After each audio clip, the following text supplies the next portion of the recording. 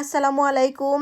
সবাইকে ঈদের শুভেচ্ছা জানাই। একটু দেরিতে আমার ঈদ ব্লগটা শেয়ার করছি। তা আসুন প্রথম থেকে শুরু করি। তা ঈদের এক সপ্তাহ আগে আমার ননদ জানায়, ও লন্ডনে থাকে, যে আমাদের সাথে ঈদ করতে আসবে।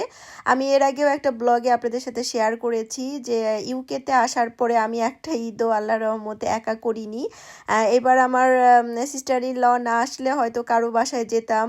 তা যাই হোক, ঈদের প্রথম ঈদও থাকে কেনাকাটা, তাই ঈদে আমাদের জন্য কেনাকাটা করেছি। আবার আমার ননদ যেহেতু আমাদের সাথে ঈদ করতে আসবে, ওর জন্য খুবই সুন্দর একটা ড্রেস কিনেছি।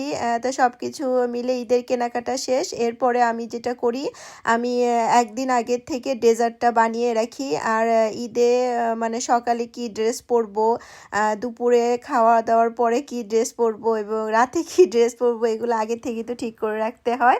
তারপরে যেটা থাকে যে ঘর গুছানো, এবং এটা আমি আগের দিনই গুছিয়ে রেখেছিলাম। কিছুটা আগের দিন গুছিয়ে রেখেছিলাম, কিছুটা ঈদের দিন সকালে আমি এটা গুছিয়ে, এই বেডরুমটা আমি ঈদের দিন সকালে গুছিয়ে রেখেছিলাম। আর আমার ননদ এই বেডরুমে ছিল, ওর রুমটা আমি আগের দিন রাতে গুছিয়ে রেখেছিলাম, কারণ এই বেডরুমে তো আমি আর আসবো না। তা যাই হোক, সব কিছু এভাবে গোছগাছ করে রেখে তারপরে আমি ঈদের আগের দিন রাতে ডেজার্টটা বানিয়েছিলাম, মিষ্টি। তারপরে আমি একটা অরেঞ্জ পাউন্ড কেকও করেছিলাম। তো সব কিছু মিলে আস্তে আস্তে কাজ আগিয়ে রাখছিলাম। যেহেতু রোজার মাস, ঈদের আগের দিন তো ইফতারির আয়োজনও থাকে, তা সব কিছু মিলে একটু তাড়াহুড়া ছিল, তারপরেও ভালো লাগছিল। তো এটা হলো আমার ঈদের দিন সকালে নাস্তা। তা আমি যে অরেঞ্জ পাউন্ড কেকটা বানিয়েছিলাম, এই পাউন্ড কেকটা আমার হাতের অনেকেই পছন্দ করে, আবার আমার হাজব্যান্ডও অনেক পছন্দ করে। তো সব কিছু মিলিয়ে তারপরে আমাদের বাসায় মনি ভাবি, ওরও আসার কথা ছিল। মনি ভাবিও আমার হাতের এই অরেঞ্জ কেকটা অনেক পছন্দ করে। সবার কথা চিন্তা করে অরেঞ্জ কেকটা বানালাম। আর এই লুচিগুলো আমি আগের দিনই বানিয়ে রেখেছিলাম, মানে 2 দিন আগে বানিয়ে এটা ডিপ ফ্রিজে রেখে দিয়েছিলাম। তারপরেও কিন্তু ভালো ফুলেছিল, যদিও আমি তাড়াহুড়োর ভিতরে ভেজেছিলাম। তা আমার হাজব্যান্ড সকালে ঈদের নামাজ পড়তে গিয়েছিল। তা আসার আগেই আমার ননদকে বললাম যে তোমার তো আর এখানে কোনো সংসারে কাজ নেই, তুমি তো বেড়াতে আসছো, তো তুমি ঈদের ড্রেস পরে একদম রেডি হয়ে চলে আসো, আমরা একসাথে সকালে নাস্তা করব। আমার হাজব্যান্ডও এর ভিতরে চলে আসে।